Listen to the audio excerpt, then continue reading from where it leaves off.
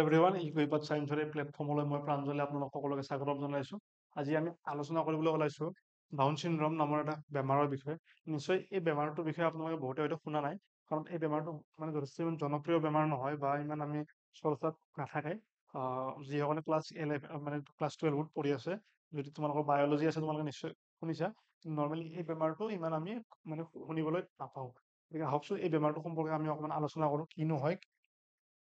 চাওক, এই বেমাৰটো এটা অকমান কি হয়, আমাৰ নৰ্মেল আমি যেতিয়া বেমাৰ বুলি কওঁ, আমাৰ মনত কি ধাৰণা আহে বা আমাৰ মনত কি কনচেপ্ট আহে যে মানুহৰ জ্বৰ হয়, চৰ্দি হয়, ধৰক আমাৰ বিভিন্ন ধৰণৰ মানে বেক্টেৰিয়া ভাইৰাছ সোমাই পেলাই মানে ভাইৰেল হয়। তাৰে পিছত আমাৰ কি বুলি কয় টিবি, মানে যক্ষ্মা, এইবিলাক এইবিলাক মানে বেমাৰ সম্পৰ্কে আমাৰ কাৰণে এটা ভাল ধাৰণা আছে যে কি কাৰণত যে বাহিৰা এজেণ্ট সোমাই পেলাই হয়, মানে বেক্টেৰিয়া ভাইৰাছ সোমাই পেলাই হয়। এই বেক্টেৰিয়াটোত আমাৰ দেহত কোনো ধৰণৰ বেক্টেৰিয়া ভাইৰাছ কোনো ধৰণৰ নহয়, বা এই বেমাৰটো নৰ্মেলি সাধাৰণতে যিজন ব্যক্তিৰ এই বেমাৰটো হয় তেখেতৰ একো বৰ বিশেষ সমস্যাও নহয়। গতিকে সেইকাৰণে এই বেমাৰটো ইমান বৰ বিশেষ জনপ্ৰিয় নহয়। হয়তো আমি মানে আমাৰ নিজৰ জ্ঞানৰ কাৰণে আমি আলোচনা কৰো আহকচোন। চাওক কি হয় যে ইয়াত মই লিখি দিছো যে হোৱাট ইজ ডাউন চিনড্ৰম।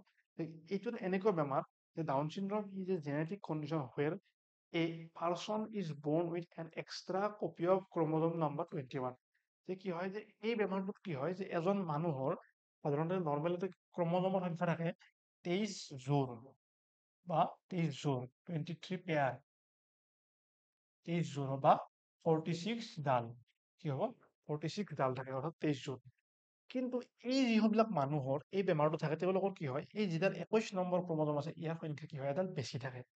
এতিয়া এই বস্তুখিনি বুজিবলৈ হ'লে মানে অৰ্থাৎ বা জেনেটিক মানে এই গোটেই কথাখিনি বুজিবলৈ প্ৰথমতে আমি বুজিব লাগিব কি আমাৰ জেনেটিক বেমাৰ কি বা জেনেটিক কণ্ডিশ্যন কি। আচল প্ৰথমতে আমি সেইটো বস্তু বুজি লওঁ যে জেনেটিক ডিজিজ বা মানে এই যি জিনীয় বেমাৰ, এইটো কি সমস্যা হৈছে। ইয়াত বহুত দীঘলীয়াকৈ দিয়া আছে, চাওক মই আপোনালোকক চিম্পলভাৱে কৈ আছো যে জিনীয় বেমাৰ হৈছে এটা এনেকুৱা বেমাৰ য'ত কি হয় যে আমাৰ দেহৰ যিসমূহ জিন আছে, যিসমূহ আমাৰ মানে বংশগতিৰ, আমি জিনক কি বুলি কওঁ, বংশগতিৰ বাহক বুলি কওঁ। এই যিসমূহ জিন আছে, এই জিনসমূহত যদি ইয়াৰ জিনসমূহৰ যিটো মানে ষ্ট্ৰাকচাৰ বা এই জিনসমূহৰ যিটো এটা মানে মানে যিভাৱে সজ্জিত হৈ আছে, এই জিনসমূহৰ সজ্জন মানে সাজন প্ৰক্ৰিয়াটোত যদি কিবা ইয়াৰ খেলি মেলি হয়, ইয়াৰ যদি কিবা চেঞ্জ হয়, তাৰ ফলত আমাৰ কি হ'ব পাৰে, বিভিন্ন ধৰণৰ বেমাৰ হ'ব পাৰে। বহুত মানে বেমাৰ আছে, তাৰ ভিতৰত এটা কি হ'ল ডাউন চিনড্ৰম। অৰ্থাৎ আমাৰ জিনৰ যি আমাৰ এৰেঞ্জমেণ্ট, হা, এই এৰেঞ্জমেণ্টটোত যদি কিবা চেঞ্জ হয়, সেই এৰেঞ্জমেণ্টটোত চেঞ্জ হ'লে আমাৰ বিভিন্ন ধৰণৰ বেমাৰ হ'ব পাৰে। আৰু তাৰেই এক ধৰণৰ বেমাৰ হৈছে কি এই ডাউন চিনড্ৰম। জিনীয় বেমাৰ বুলি ক'লে আমি অকল এই জিনত চেঞ্জ হোৱাই নুবুজাওঁ, যে এই জিনসমূহ ক'ত থাকে, ক্ৰমোজমত থাকে একচুৱেলি। হা, জিনসমূহ ক'ত থাকে, ক্ৰমোজমত থাকে। এই ক্ৰমোজমো যদি কেতিয়াবা আপোনাৰ কি হ'ব পাৰে, মানে যদি ছিঙি যায়, অৰ্থাৎ মানে কি হয়, চাপ'জ মানে ধৰক এডাল ক্ৰমোজম এডাল হ'ল, চাপ'জ ধৰি লওক ইয়াত জিন আছে, ইয়াত কিছুমান জিন আছে, ধৰি লওক ইয়াৰে এই পাৰ্টটো ছিঙি গ'ল, এই পাৰ্টটো ছিঙি গ'ল। এতিয়া কি হ'ব, ইয়াত বাকী যিখিনি জিন আছিল সেইখিনি কি হ'ব, এইখিনি নোহোৱা হৈ যাব, হয়নে নহয়? গতিকে মানে কি হ'ব যে ইয়াত যিখিনি আছিল সেইখিনি নোহোৱা হৈ গ'ল, বাকী ওপৰত থকাখিনি থাকি গ'ল। গতিকে অৰ্থাৎ কি হয় যে এই যিটো লিখা আছে change in the number or the structure of entire chromosome, যে যদি গোটেই ক্ৰমোজমডাল মানে ছিঙি যায়, গতিকে ধৰক এই গোটেই ক্ৰমোজমডাল চাপ'জ নোহোৱা হৈ গ'ল, তাৰপিছত আপোনাৰ কি হ'ব পাৰে, এই ক্ৰমোজমৰ এটা আৰ্ম বা মানে এটা বাহু ছিঙি গ'ল।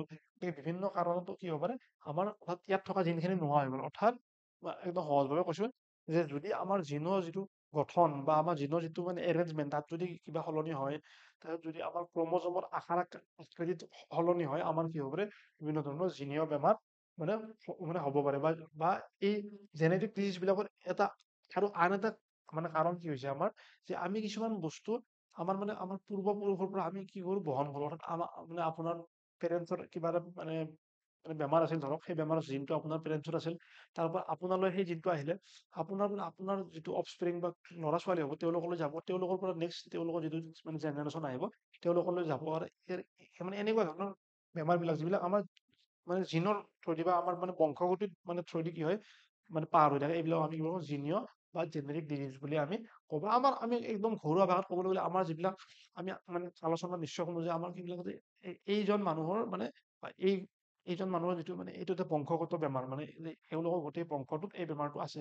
আহ, এই যিটো আমি মানে ঘৰুৱাভাৱে আমাৰ অসমীয়া সমাজত যিবিলাক এইবিলাক কথা চলি থাকে, এই কথাটোকে আমি চাইণ্টিফিক ভাৱে জেনেটিক ডিজিজ বুলি কওঁ। আৰু যিটো আমাৰ মানে বংশগত বেমাৰ বুলি যিটো কয়, সেইটোৱে আমাৰ মানে কি হয়, এইটো মানে জেনেটিক ডিজিজ বুলি আমি বুজিব পাৰো। এতিয়া মই আপোনালোকক ক্ৰমজমৰ কথা ক'লো। ক্ৰমজম কি হয় সেইটো অকমান বুজিলো আহক। চাওক যে মানুহৰ কি হয়, আমাৰ ক্ৰমজম এনেকে 23 পেয়াৰ থাকে, অৰ্থাৎ আমাৰ কি হয় 23 যোৰা থাকে, এনেকে চব দিয়া আছে। চাওক মানে এইটো 1 নম্বৰ যোৰ, এইটো 2 নম্বৰ যোৰ, এইটো 3 নম্বৰ যোৰ, এইটো 4 নম্বৰ যোৰ, এনেকে কি হয় চিৰিয়েলি ইয়াত কি কৰা আছে, দিয়া আছে। মানে 5, 6, 7, 8, 9 এনেকে চিৰিয়েলি দিয়া আছে। এই বেমাৰটো হলে কি হয়, এই বেমাৰটো হলে একচুৱেলি আমাৰ এই 21 নম্বৰ যোৰ আছে, মানে এই যিটো এইটো 21 হ'ব আপোনাৰ, আৰু আপুনি যদি চিৰিয়েলি চাব যাওঁ 21, 22, 23, এই যিটো 21 নম্বৰ যোৰ আছে, এই 21 নম্বৰ যোৰটোত কি হয় আমাৰ, ইয়াত বাকীবিলাকত চাওক, ইয়াত মানে দুডাল আছে, দুডাল মানে একেযোৰ। আৰু এটা কথা লগতে একেলগে কৈ দিছো, এই যি এযোৰ আছে, ইয়াৰ এযোৰত এডাল আপুনি আপোনাৰ মাদাৰৰ পৰা পাইছে, আপুনি আপোনাৰ মাতৃৰ পৰা পাইছে, আৰু এডাল আপুনি আপোনাৰ ফাদাৰ বা পিতৃৰ পৰা আপুনি লাভ কৰিছে। এই এইসমূহ হৈছে আমাৰ বংশগতিৰ বাহক, আৰু এই বংশগতিসমূহ আমি ক'ৰ পৰা পাইছো, আমি ইয়াৰে এডাল আমি ক্ৰমোজম আমি আমাৰ মাতৃৰ পৰা লাভ কৰিছো, এডাল ক্ৰমোজম আমি আমাৰ পিতৃৰ পৰা লাভ কৰিছো। ইয়াৰে এডাল পিতৃৰ পৰা, এডাল মাতৃৰ পৰা, এডাল পিতৃৰ পৰা, এডাল মাতৃৰ পৰা। কিন্তু ইয়াত কি হৈছে, ইয়াতো ঠিক নৰ্মেলি যদি দুডাল থাকে ঠিকে আছে, কিন্তু কেতিয়াবা এই বেমাৰটো হলে কি হয়, ইয়াত এনেকে এডাল এক্সট্ৰা ক্ৰমোজম আহি যায়। এইসমূহৰ নাম আমি মানে ক্ৰমোজম বুলি কওঁ। হা, ইয়াক আমি এই এক্সট্ৰা ক্ৰমোজম এডাল আহি যায়, আৰু এক্সট্ৰা ক্ৰমোজমডাল অহাৰ ফলত কি হয়, আমাৰ কিছুমান সমস্যাৰ সৃষ্টি হয়। এই ক্ৰমোজমসমূহৰ ষ্ট্ৰাকচাৰ আমি এবাৰ চাই লওঁ আহকচোন। ইয়াত মানে বাৰু দুডাল দেখুওৱা হৈছে বাৰু, আমি জাষ্ট অকল কেইডাল ভাবিবলৈ চাওঁ। মই যিটো ড্ৰ কৰি দিছো, ইয়াত মই এডাল কি কৰিছো, ক্ৰমোজম ড্ৰ কৰিছো। চাওক এই ক্ৰমোজম বিলাক একচুৱেলি কি হয়, এই ক্ৰমোজম বিলাক কিছুমান এনেকে আপোনাৰ মানে DNA পাক খাই পেলাই, মানে এনেকে পাক খাই পেলাই, মই যদি ধৰক এটা ড্ৰ কৰিব খোজো, পাক খাই পেলাই কি হয়, এই বস্তুটোৱে ধৰক মই যদি এটা ভালকে আঁকি দিওঁ, এতিয়া ড্ৰ কৰি দিওঁ, এই বস্তুটোৱে মানে এই বস্তুটোতে ক্ৰমোজম একচুৱেলি। এই চাওক এনেকে এই কি হৈছে, এইবিলাক DNA বিলাক এনেকে পাক খাইছে। এই চাওক এই DNA বিলাক এনেকে পাক খাই খাই খাই খাই পেলাই কি হৈছে, আৰু এই DNA কিহৰ দ্বাৰা সৃষ্টি হৈছে, এই নিউক্লিয় এইবিলাক নিউক্লিয়টাইডৰ দ্বাৰা কি হৈছে, ফৰ্মেশ্যন হৈছে। এইবিলাক DNA কেনেকে সৃষ্টি হয়, DNA কি হয়, এই সম্পৰ্কে মই আমাৰ চেনেলত এটা ভিডিঅ' বনাই থৈ দিছো, আপোনালোকে তাত চাব পাৰে। DNA RNA কি হয়, আজি আমি বৰ বিশেষ মানে ডিটেইলছত সেই ওপৰত ইয়াত আলোচনা নকৰো। যে ইয়াত মই কি কৈছো চাওক, যে এই DNA সমূহ লগ হৈ পেলাই কি হৈছে, এনেকে এই চাওক এইবিলাক পাক খাইছে নে, এনেকে পাক খাই পেলাই কি হৈছে, মানে এনেকে ক্ৰমোজমৰ সৃষ্টি হৈছে। আৰু এই ক্ৰমোজমৰ ধৰক, যদি মই এইটো আপোনাৰ এনেকে কৈ দিওঁ যে এইটোৱে মানে ধৰক এইটো এটা ধৰক 21 নম্বৰ বুলি মই ধৰি ললো, যে ইয়াত 21 নম্বৰ দুডাল ক্ৰমোজম আছে, এই এডাল 21, 21। ইয়াত লগত যদি আৰু এডাল আহি যায়, নিশ্চয় কি হ'ব, কিছুমান সমস্যা হ'ব। আৰু এই যিটো সমস্যা, সেই সমস্যাটো হৈছে আমাৰ ডাউন চিনড্ৰম। আৰু এই সমস্যাটোক আমি কি বুলি কওঁ, আমাৰ ডাউন চিনড্ৰম নামৰ বেমাৰ বুলি আমি কওঁ। অৰ্থাৎ ইয়াত এই যিটো 21 নম্বৰ ক্ৰমোজম আছে, এই 21 নম্বৰ ক্ৰমোজমটোত কি হয়, আমি অকমান আমাৰ বেছিকৈ আছে, অৰ্থাৎ মানে প্ৰয়োজনতকৈ কি আছে, মানে এডাল আপোনাৰ বেছিকৈ আছে। গতিকে এতিয়া আহক আমি আকৌ আগলৈ ঘূৰি যাওঁ। চাওক ইয়াত কি লিখা আছে চাওক, এতিয়া যে Down syndrome is a genetic condition where a person is born with an extra copy of chromosome 21। অৰ্থাৎ আপোনাৰ মোৰ যিসমূহ মানুহ নৰ্মেল, সেইবিলাকৰ ক্ৰমোজম আছে আমাৰ 46ডাল বা 23 পেয়াৰ। এই মানুহসমূহৰ যিসমূহৰ এই ডাউন চিনড্ৰম নামৰ বেমাৰটো বা এই যিটো জেনেটিক ডিজিজ আছে, এইটো থাকিব, ইহঁতৰ ক্ৰমোজমৰ সংখ্যা কিমান হ'ব, 47ডাল। অৰ্থাৎ ইহঁতৰ এডাল এক্সট্ৰা ক্ৰমোজম থাকে, আৰু এই এডাল এক্সট্ৰা ক্ৰমোজম থকাৰ কাৰণে কি হয়, ইহঁতৰ কিছুমান সমস্যা হয়। আৰু এই সমস্যাবিলাকৰ নামটো হৈছে কি আমাৰ ডাউন চিনড্ৰম, আমাৰ এই ডাউন চিনড্ৰম বেমাৰটো। এই বেমাৰটোৰ নামটো কাৰ ওপৰত ভিত্তি কৰি দিয়া হৈছে, এই জন লেংডন ডাউন নামৰ এজন ব্যক্তিৰ ওপৰত, মানে এই তেওঁ ডাউন নামৰ পৰা এই ডাউন চিনড্ৰমটো কি কৰা হৈছে, নামাকৰণ কৰা হৈছে। এই ডাউন চিনড্ৰমটো আমি ইমান এই মানে বেমাৰটোৰ বিষয়ে বেছি নুশুনো। কিয় নুশুনো, কাৰণ এই বেমাৰটো বহুত ফ্ৰিকুৱেণ্টলি দেখা পোৱা নাযায়। চাওক ইয়াত এটা ফেক্ট দিয়া আছে, যে 1 in 750 লাইভ বাৰ্ডছ, যে আমি যদি ধৰক এটা আনুমানিক যে 750টা যদি জীৱিত শিশু জন্ম হয়, তাৰে এটাৰ মাজতহে এই মানে বেমাৰটো দেখা পোৱাৰ চান্স থাকিব আপোনাৰ। আৰু কেতিয়াবা কেতিয়াবা কি হয়, এই বেমাৰটো থাকিলে আপুনি গমেই নাপাব, কাৰণ বহুত বিশেষ ইয়াৰ সমস্যা নহয়। আচ্ছা, হলে কি হয় আমি অকণমান চাওঁ আহকচোন।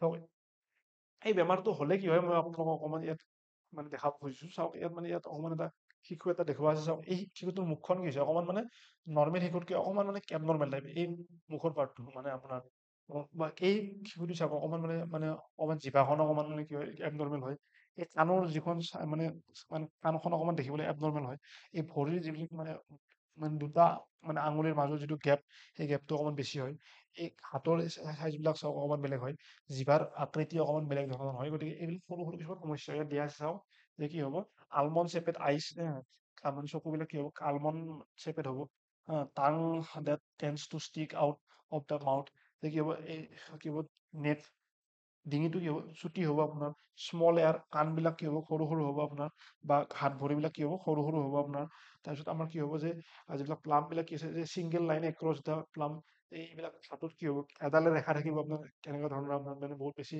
নৰ্মেল মানুহৰ দৰে নাথাকে যিটো আমাৰ সৰু আঙুলি আছে হাতৰ পিংকি ফিংগাৰ সেইটো বহুত স্মল হ'ব আপোনাৰ বা কি আছে যে পৰ মানে এই যিবিলাক জইন্টছ বিলাক পঢ়িব আৰু এটা ইম্পৰ্টেঞ্চ কি যে এই মানুহবিলাকৰ কি মানে ব্ৰেইন কেপাচিটি যথেষ্ট কম তেওঁলোকৰ মানে মানে অৰ্থাৎ মানে যিটো আমাৰ মানে ব্ৰেইন কেপাচিটি বা আমাৰ যিটো মানে ক্ষমতা মানে মানুহৰ ব্ৰেইনৰ যিটো মানে বুজি পোৱা ক্ষমতা এই বুজি পোৱা ক্ষমতাটো তেওঁলোকৰ যথেষ্ট কম হয় তো সেই গতিকে মানে তেওঁলোকৰ মানে অকমান সমস্যা হয় কিন্তু ভাল কথাটো এইয়ে যে এই বেমাৰটো হলেও মানুহ এজনৰ মৃত্যু নহয় মানুহ এজনে সম্পূৰ্ণ সুস্থভাৱে গোটেই জীৱন যাপন কৰিব পাৰে মানুহজনৰ এইবিলাক সমস্যা থাকিব পাৰে কিন্তু মানুহজনৰ মৃত্যু নহয় মানুহজনে এজন সুন্দৰ মানে কিন্তু মানুহজনে তেওঁৰ এই মানে সমস্যাটোৰ সম্পৰ্কে যদি জ্ঞাত হয় তেতিয়া তেওঁৰ ভাল হয় নহ'লে তেওঁৰ কিছুমান যেনেকে ধৰক তেওঁৰ কেঞ্চাৰ হ'ব পাৰে আপোনাৰ মানে ভৱিষ্যত মানে কেঞ্চাৰৰ প্ৰব্লেম হ'ব পাৰে গাত এবনৰ্মেলিটিছ থাকিব পাৰে হা তেওঁৰ পাকস্থলীত বিভিন্ন ধৰণৰ সমস্যা হ'ব পাৰে হা তেনে মানে হাৰ্টত প্ৰব্লেম হ'ব পাৰে কিন্তু তেওঁ যদি অকণমান মানে এই বেমাৰটো জানি পেলাই নিজে যদি সাৱধান থাকে তেওঁৰ এনেকুৱা বেমাৰ আছে বুলি তেওঁ যদি গম পায় আৰু যদি সাৱধান থাকে তেতিয়া ধৰণে মানে এই ধৰণৰ বেমাৰৰ পৰা তেওঁ কি কৰিব পাৰে হাত সাৰি